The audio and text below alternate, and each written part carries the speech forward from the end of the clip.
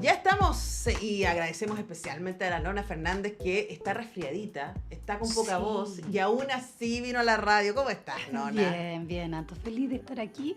Pido disculpas por mi voz, pero se escucha. Sí, se escucha. Además que estás trabajando en Voyager, Ujú. esta obra que está en el Centro Cultural Gabriela Mistral, en cartelera, hasta el 17 de julio. 14 de julio, domingo 14 de julio, 19 horas. O sea, quedan 3 fines de semana. Exacto. De jueves a domingo, este fin de semana y los primeros 2 de julio para ver este encuentro entre la memoria, el teatro, en donde Nona Fernández es una obra de la pieza oscura, ¿cierto? Dirigida por Marcelo Leonard y en donde estás interpretando junto a Francisca Márquez y es mucho texto. Entonces tu voz es muy importante. Por supuesto, como cualquier obra. Así que estoy aquí intentando recuperarme para el jueves, por supuesto. Bueno, te Pero puedo lo dar haré. unos tips. Yo estuve un par de días sin voz, sin poder venir a la radio y luego regresé a mí.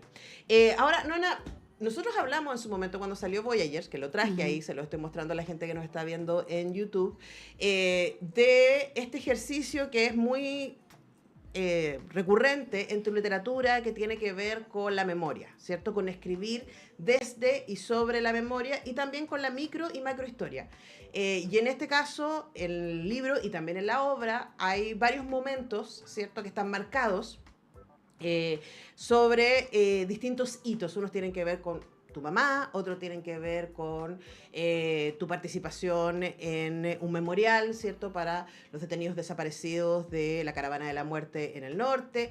Y hay un par de momentos más que nos ayudan a reflexionar sobre la memoria. Y en literatura nosotros estamos muy acostumbrados a leerte en ese sentido. ¿Cómo fue para ti como dramaturga trabajar sobre tu propio texto para decir, ya, pero esto tengo que hacerlo más teatral? ¿Cómo se hizo eso? Mira, Voyager es un libro que no tiene ninguna disposición escénica, o sea, no tiene nada dramático, no tiene nada que ver con el teatro. Entonces, por supuesto que era un gran desafío, pero no lo hice sola, lo trabajamos en equipo, como siempre trabajamos en el teatro, y tuvimos 2 años de trabajo de residencia, de estar pensando qué hacer. Fue un incentivo para ponernos en problemas, ¿no? ¿Qué hacemos con este texto? ¿Cómo lo podemos llevar a escena? ¿Cómo estas ideas pueden tomar un carácter escénico? Y cuando tuvimos ya algunas intuiciones escénicas, yo con esa conversación que había sido colectiva, me llevé el texto y lo destilé, por llamarlo así, en el guión que se puede ver en la escena, que es un destilado del libro, no está todo el libro evidentemente aquí, y también tomando ciertas decisiones dramáticas, como por ejemplo, que lo que ustedes van a ver en escena es la historia de 2 sondas exploratorias, Voyager 1 y Voyager 2, 2 mujeres máquinas que están perdidas en el espacio, conteniendo millones de recuerdos, pero que deciden poner en escena 4 de los millones de recuerdos que han cazado de la humanidad. Y también se cuentan a sí mismas porque están perdidas, no saben si tienen conexión con la Tierra, no saben si alguien las escucha, no saben si alguien quiere recordar con ellas o tiene necesidad de seguir haciendo memoria con ellas, ¿no? Y ese fue como el giro dramático que pudimos darle o que pude darle al texto también. Pero para mí es un encanto, un desafío, me encantan estos juegos, ¿no? De, de desarmar, de desbaratar materiales que son, por supuesto, afines, es mío, y después llevarlo a escena. Claro, pero eso sabía, estoy pensando en que yo he tenido la fortuna de leer todos tus libros, ver todas tus obras también, y conversar muchas veces contigo, así que chica muy afortunada, y uno puede ver los distintos orígenes, ¿no? O sea, como algo como Liceo de Niñas, por ejemplo, que fue pensado y escrito para el teatro. el teatro, o hace un par de años vimos Los Marcianitos, ¿cierto? Space Invaders. Space Invaders, que, claro, sí tenía, uno podría decir, había una escena más Claro, accesible. una historia, ¿no? Claro, un colegio, estudiantes, etcétera, y ahí también la pieza oscura lo trabajó. Entiendo que está también en cartelera, o estuvo en cartelera Chilean Electric. Sí. Pero eso fue otra compañía que tomó Otra tu pieza. compañía que lo hizo y que, aprovecho de decir, va a estar ahora en julio también en el GAM. Ah, voy a ir a investigar. Sí. Sí. Y bueno, también me acuerdo que hablamos en pandemia por preguntas frecuentes. Claro. Que fue un texto raro. Un experimento que hicimos ahí, claro. Entonces, claro, estoy pensando en la vida que cada una de estas obras y textos ha tenido y en la particularidad que van adquiriendo. Y ahí preguntarte por ese ejercicio de destilación al que te refieres, ¿no? Que estás trabajando ahí en el equipo de La Pieza Oscura con Marcelo Leonard y diciendo que esto es lo que queda, esto es lo que va, esto es lo que se puede hacer, porque también ustedes juegan mucho con la visualidad y hay un trabajo de proyección de imágenes y de luces que es súper importante. Cuéntanos sobre ese ejercicio. Sí, lo que pasa es que acá lo que hicimos, quiero contar algo sobre las Voyager, y es cierto que son 2 sondas exploratorias que la NASA envió al espacio el año 77, casi 50 años atrás, que es como mi edad y de la pancha. Y ellas llevan 2 discos de oro. Esos 2 discos de oro llevan una curatoría de lo que podría haber sido lo mejor de la humanidad el año 77, ¿no? Es un ejercicio que hizo Carl Sagan como director del proyecto, enviar un mensaje al universo. Nosotros, haciendo un guiño a eso también, quisimos hacer un montaje que fuese así también. Tenemos una familia, que es la familia de La Pieza Oscura, donde tenemos gente que queremos y que son grandes autores, y lo que hicimos fue convocarlos a trabajar aquí de manera muy transversal, muy democrática, por llamarlo así, y empezamos a ensamblar el texto ensayo por ensayo con cada una de las propuestas que tenían que ver con la multimedia, a cargo de Pablo Mois, con las luces de Nico Joffre, la música de Dante Leonard y con una dirección de movimiento de la Claudia Vicuña también. Esta constelación, digamos, de autoría iba trabajando paralelamente, o sea, íbamos todos los ensayos trabajando juntos. Y lo que se ve en escena un poco es eso, Marcelo Leonard, por supuesto, es quien hace la dirección artística, pero lo que hace es ordenar o organizar estas autorías que fuimos trabajando juntos siempre. Y eso es un lujo que pocas veces tenemos, ¿no? De estar dialogando. Tengo esta idea, decía el Pablo, la trabajábamos, la sumábamos, la pulíamos con movimiento, entraba sonido. Entonces fue como de alguna manera nosotros creamos una propia Voyager o un disco de oro, que es este montaje que ustedes pueden ver con un texto, claro, que es el incentivo, pero para levantar la luz de estas estrellas que son nuestro equipo también. Sí, y además que efectivamente uno tiene una experiencia teatral y una experiencia teatral en el tiempo, que yo creo que es súper interesante, ¿no? Porque el texto es muy impresionante. Ahora el texto yo lo conocía en términos de que había leído el libro y hay cosas, hay imágenes ahí que están muy puestas, están estas 4 experiencias, estas 4 recuerdos, 4 memorias que van narrando y que van apareciendo, pero también hay detenciones. Y me pareció muy interesante ese ejercicio de invitar a... Hay una escena en particular en donde estamos escuchando una canción de Nina Simone y escuchamos la canción entera. Entera, 6 minutos. 6 minutos de canción mientras se va armando una imagen y mientras ustedes caminan muy lento por el escenario. Y eso también yo pensaba es un riesgo, ¿no? Es una exigencia para el público decirle aquí, quédense ahí. O sea, deténganse. Porque incluso en el teatro hay una llamada, una vocación por el movimiento. Cuéntanos respecto a ese riesgo. A ver, yo creo que aquí era fundamental también lo que proponíamos como a nivel de conceptos, ¿no? Nosotros cuando entramos al escenario lo que el público va a ver es 2 ondas que están o en el espacio o en el cerebro de alguien que recuerda, es un espacio vacío. Por lo tanto, la temporalidad allí en el espacio es otra. Está completamente fuera de nuestros tiempos frenéticos y ansiosos, ¿no? Generar un paréntesis temporal. El teatro de alguna manera lo hace siempre, pero es verdad lo que tú dices, el teatro está cada día más rápido, más ansioso. Ojalá las obras duren 20 minutos porque si no nos da lata quedarnos más rato ahí. Y esta es una invitación justamente a lo contrario, a detenernos, a bajar la ansiedad, a entrar en el tiempo de la memoria, que es un tiempo otro, donde los recuerdos vagan allá adentro y asaltan y están detenidos ahí sin que sepamos cuál es la lógica de eso. Lo mismo el tiempo, el espacio. Y es una invitación riesgosa, pero que por lo menos ahora mi sensación en estas 4 funciones que llevamos, que se vuelve una experiencia también gozosa, ¿no? La de detenerse. Sí, hay algo también ahí que pasa con el ejercicio colectivo, ¿no? Yo acuerdo, Nona, que hablamos cuando a propósito de preguntas frecuentes de quienes amamos el teatro, estar enclaustrados y tratar de recuperar esa sensación de comunidad a través de ver obras por Zoom, estas obras híbridas que ustedes hacían en tiempo real y que nosotros veíamos en tiempo real y que después habían, yo no sé si hubo más conversatorios durante ese tiempo, en donde a mí nunca conversamos tanto. Nunca conversamos tanto, además yo uno ve las obras y en muchos casos, claro, cuando hay un conversatorio posobra, la mitad de la gente se va. En los Zoom era como todo el mundo quería quedarse, todo el mundo quería decir, estoy acá, persona chiquitita, estoy acá. Claro. Y hay esta necesidad de estar juntos también, y yo creo que en el caso de Voyager, la obra de teatro, lo que a mí me pasó también era esta cosa de estamos construyendo memoria, como tú dices, este nuevo disco de oro de las Voyager, estamos pensando esto juntos, ¿no? ¿Qué estás sintiendo tú de lo que ha pasado con la audiencia? Sí, yo creo que la invitación de la obra también es a pensarnos en colectivo, ¿no? Pensarnos en comunidad. El teatro siempre es una experiencia colectiva que se vive, ¿no? En un momento. Tanto los espectadores, las espectadoras como quienes estamos en el escenario.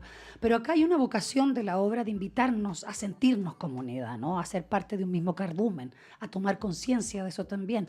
Y es una invitación también a ampliar la mirada, o sea, ampliar la mirada de la memoria más allá de los temas históricos o políticos que siempre nosotros hemos trabajado y ampliarlas un poco más como si fuésemos esa sonda y nos observáramos como humanidad, más allá de nuestro barrio o de nuestra esquina, entender que somos una raza, que somos un colectivo mucho más grande, que somos terrícolas, que no somos nada en el universo y que estamos disputándonos esquinas del planeta, sacándonos los ojos unos con otras con uno, cuando no tiene mayor sentido. Creemos que la memoria de alguna manera es una herramienta para poder también pensarnos en colectivo. Y en la sala algo de eso ocurre. Sí. Es súper loco. Eso nos ha sorprendido bastante, porque si bien hay una intención...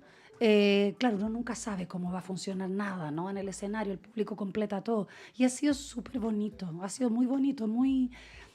devoluciones que hemos tenido que es como sanador, porque la gente llora bastante en la obra, llora bastante, pero es un llanto dulce, bueno. Además también hay esta cosa de la intimidad, porque claro, tú y la Francisca Márquez están interpretando mujeres máquinas, ¿no? Son estas sondas espaciales, pero están en un escenario vacío. Claro. El escenario hay un micrófono, hay como 5 objetos, como props que usan en algún momento. Sí, muy poquito. Que son un libro, unas paginitas, algo así. Pero es muy poco. El escenario en general está vacío. Es el escenario de una de las salas grandes del GAM. Entonces, es enorme. Es un escenario grande que luego se completa hay muchas visuales, como les contábamos, y por supuesto música que va acompañando esto, pero también hay momentos de profunda intimidad. Especialmente yo creo que los últimos 20 minutos de la obra son muy íntimos. Y yo creo que ahí también, como que ustedes venían armando escena 1, memoria 2, bla, y ya la última es como la pregunta por la conexión, por el vínculo, ¿no? Sí, quiénes somos, dónde estamos, qué hacemos aquí, a dónde vamos. Claro que sí, y además algo pasa, que cada uno de los cuadros o de los recuerdos, si bien son recuerdos de archivo, porque todo lo que circula en la obra son archivos, ¿no? Historias reales, son recuerdos un poco comodines o más bien reflejos o espejos. No, yo creo que hay un recuerdo sobre una madre, pero esa madre, que es una madre concreta, es una madre. O sea, todas sabemos de lo que hablamos cuando hablamos de una madre que está perdiendo su memoria o su capacidad de recordar. Todos sabemos cuando hablamos de alguien que ha perdido un ser querido. Todos sabemos, en el caso del recuerdo del niño que ha sido censurado en su discurso. Todos hemos sido jóvenes y hemos sentido la censura en algo. Nos hemos sentido pauteados, ¿no? Ni siquiera jóvenes, seguimos sintiéndonos pauteados en muchos sentidos. Entonces son vivencias muy universales que yo creo que algo de eso se va tejiendo en el escenario. Todas vamos completando con nuestras propias vivencias esos recuerdos que se nos ofrecen en el escenario, al punto tal que terminamos y ya terminamos todas enredadas nomás ahí, en recuerdos comunes. Ahora, también está esa reflexión, que es una reflexión que está mucho en tu escritura y también en tu dramaturgia, y a mí se me cruzaron los cables porque yo fui el domingo pasado a ver Voyager, y justo estaba leyendo a la Constanza Michelson, que vino el lunes acá al programa. Entonces yo le decía a ella, como que y es su libro, su nuevo domingo, su libro Nostalgia del Desastre, también está construido a partir de un objeto de memoria.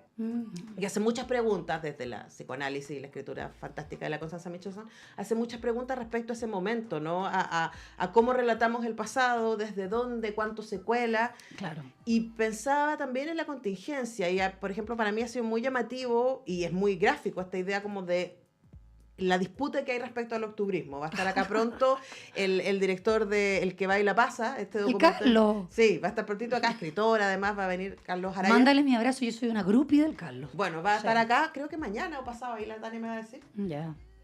Y El 27. 27 ya. Ya, he pasado mañana. Y claro, y es muy interesante, ¿no? Como la disputa por ese momento, por el octubrismo, que por supuesto no alcanza a estar en Voyagers porque viene de mucho antes, pero tú y yo conversamos mucho de eso y me parece que grafica muy bien la pelea por el sentido común y por cierta memoria también. Sí, por cómo contamos los hechos, ¿no? Si finalmente la memoria, sobre todo la memoria social, es un relato que alguien cuenta. ¿Quién lo cuenta? ¿Cómo lo cuenta? ¿Cuáles son los puntos de vista de ese relato? Es lo que, claro, vemos en la actualidad que se está peleando, ¿no? Cómo se ha teñido el relato de la revuelta social como si fuese solo criminalización. Y etcétera. Y ahora lo que está pasando con la película, que no he tenido la posibilidad de verla, pero he visto el revuelo que ha levantado, ¿cierto? Con reclamos de políticos que quieren querellarse contra el Fondar, que le da plata, o el Consejo. Es como un déjà vu, ¿no te pasa? Pero es que es increíble. Llevamos 30 años increíble. en esto, señores, todavía no aprenden cómo funcionan los fondos. Es increíble. Pero claro, es la disputa por la memoria, que finalmente es un ejercicio que en cada momento histórico ocurre. Bueno, igual nota al pie, y yo lo vamos a conversar con Carlos, yo la vi en el Festival de Valdivia el año pasado y no es una película que sea una oda épica al octubrismo. Me imagino conociendo al autor. Conociendo al autor yo no creo que sea eso, todo lo contrario. Más bien es una película que se pregunta por si esto fue un sueño. ¿Desde dónde? ¿No? ¿Desde dónde? ¿Cómo recordar? O sea, ¿en serio pasó eso? O sea, hace 5 años estábamos en eso. Y es interesante porque, por ejemplo, una de las escenas de Voyager, esta censura al joven, además en un liceo progre, yo lo sé, pero ustedes no lo dicen en la obra, y uno dice así como que es un texto sobre el 5 de octubre, ¿no? Claro. Y el cuestionamiento de un adolescente respecto a lo que se heredó y lo que, desde lo luminoso y lo oscuro también. Claro, de la democracia, ¿no? Sin duda. Y lo que yo pensaba respecto a esa imagen, de la polémica que se arma al interior del colegio, que ustedes cuentan en la obra, etcétera, y uno dice así como, pero si ni siquiera podemos hablarlo. Oh, tremendo. Y como tú bien dices, en un colegio progre, ¿no? Claro. Que censura a un joven porque un joven cuestiona, sin dejar de alabar el trabajo que se hizo por la democracia, cuestiona todavía lo que falta por hacer en la democracia. Y es censurado. Y esa historia es muy bonita porque está tal cual, que el discurso es el discurso y las frases que fueron censuradas son las frases, porque eso lo documenté muy bien en el momento, ¿no? Ahora, lo que yo pensaba, Nona, era que, claro, es como, mira de quién te reíste. Luego, esa anécdota que podría haber quedado en el comidillo de ese colegio en particular, luego se transforma en parte de un libro, y parte de una obra de teatro y retumba en todos nosotros que no teníamos idea de la historia, no tenemos por qué saber, pero sí nos invita a pensar, a ver, espérate, ¿cómo se nos están imponiendo límites respecto al pensar y respecto al relatar? Exacto. Y en la educación de jóvenes, ¿no? Que es como lo más sagrado que debiésemos cuidar. Sí, no, eso fue, y yo creo que es muy cuando a mí me pasó o sea, tuve posibilidad de circular en esa historia cuando estaba escribiendo el libro, y es como que, claro, ahí se me hizo carne, realidad, todo lo que estaba pensando en relación a los márgenes del olvido, y un poco lo que estábamos hablando recién de cómo contamos la historia, ¿no? Cuáles son los límites que se nos imponen para contar esa historia, y cómo caemos dentro de esos límites en el olvido. Porque otra cosa que también es importante pensar, siempre cuando hablamos de memoria hablamos de olvido, son las dos caras de la misma moneda. Y el olvido es necesario, o sea, es una gran herramienta que tenemos para sobrevivir. Pero el tema es cuando nos pautean el olvido. Claro. Cuando nos hacen olvidar algo que cuando es un ejercicio de poder. Exactamente, para manejarnos también. Y ese olvido, evidentemente que no es un olvido sano. Y hay que revelarse. Bueno, no sé si necesitan más argumentos para que vayan a ver. Voyager, quedan 12 funciones. Exacto. Hay funciones jueves a domingo, los jueves a sábado a las 20 horas, los domingos a las 19 horas. A mí me encanta ir al teatro el domingo. Sí. Yo fui el domingo a verla y de verdad es gran experiencia, más y menos gente en las calles, más piola. Es más piolita todo, menos moverse. Así que las entradas las pueden conseguir a través de la página del GAM. Nona Fernández, siempre un placer encontrarme contigo. No, Anto, imagínate, para mí también. Muchas gracias. Cuídese esa voz, por favor, para que el jueves... De aquí me callo y me acuesto. Gracias por hacer el esfuerzo de venir a la radio. Nosotros tenemos que despedirnos, pero yo los dejo súper invitados porque voy a estar en Radiopolis a las 5 de la tarde. Cáchate, ¿tú sabías que Carlos Cabezas, de electrodomésticos. Sí. Y el Angelo Peratini, Ya. de Guaychafe y su Sí. proyecto solista y todo, tienen un proyecto juntos. Qué Sacaron un disco que se llama choro. Cordillera. Ah, sí lo he visto, pero no he escuchado nada. Bueno, tú sabes que tienen un concierto agendado, solo uno, y esa es nuestra sala máster. Estupendo. Entonces vamos a estar conversando con Carlos Cabezas y Angelo Peratini a propósito de que van a estar presentándose en Sala Master su proyecto Cordillera. El disco está, me gusta. Qué buen enredo ese de Oh. gente. Oh, sí. Es más, tan consistente con lo que vienen haciendo. Mm. El disco está nocturno, es muy invernal, está buenísimo y se va a presentar en Sala Master el 5 de julio. Así que vamos a estar conversando con ellos al respecto. Agéndate, 5 de julio. Ahí todavía va a estar con funciones. ¿Y qué día es? ¿Miércoles? Viernes. Ah, no puedo. Bueno, pero quizás hace otra cosa. Bueno. Pero lo bueno es que queda en la radio. Y se Sí, puede escuchar, pues se va a etcétera, y escuchar. más. Nosotros tenemos que despedirnos, así que no se pierdan la conversación con Carlos Cabezas y Angelo Peratini a las 5 de la tarde en Radiópolis. También vamos a estar hablando de series con Sol Márquez y el semáforo vuelve mañana. Chao.